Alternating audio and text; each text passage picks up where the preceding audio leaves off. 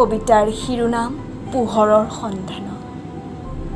সিহঁতে এতিয়াও বিচাৰি ফুৰিছে, কেতিয়াবা লুইতৰ বালিচাপৰিত আৰু কেতিয়াবা চহৰৰ মাজত থকা জাবৰৰ দমবোৰত। কিজানিবা পায়ে জীৱন জীয়াৰ মূল্যৱান সঞ্জীৱনী। বিবৰ্ণ মলিন কাপোৰযোৰ কেতিয়াবাই উৱলি গৈছে। ঠায়ে ঠায়ে দৰিদ্ৰতা সোমাব পৰাকৈ একোটা ফুটা, পিঠিত এটা ফটা বস্তা, কিন্তু পিটপিটকৈ সকলো সময়তে বিচাৰি ফুৰা চকুজুৰি হ'লে এতিয়াও উজ্জ্বল।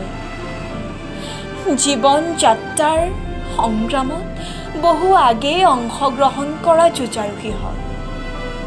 কেইটামান টকাৰ বিনিময়ত কণ হাতেৰে হোটেল কাৰখানাৰ পিছফালে বহি পানীৰ সৈতে খেলা কৰা, বস্তু কঢ়িওৱা হাত দুখন বৰ কোমল।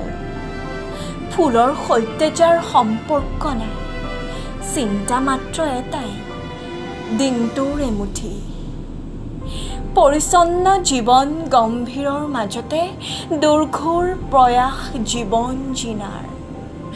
ৰাঙলী আভা ছটিয়াই যেতিয়া সুমথিৰা বৰণ ধৰা বেলিটি ডুব যায় লুইতৰ বুকুত, তেতিয়া লাহে লাহে সিহঁতেও ঘৰমুৱা হয় এটা অন্ধকাৰ পথেৰে, এক নতুন দিনৰ সূৰ্যোদয়ৰ সন্ধানত।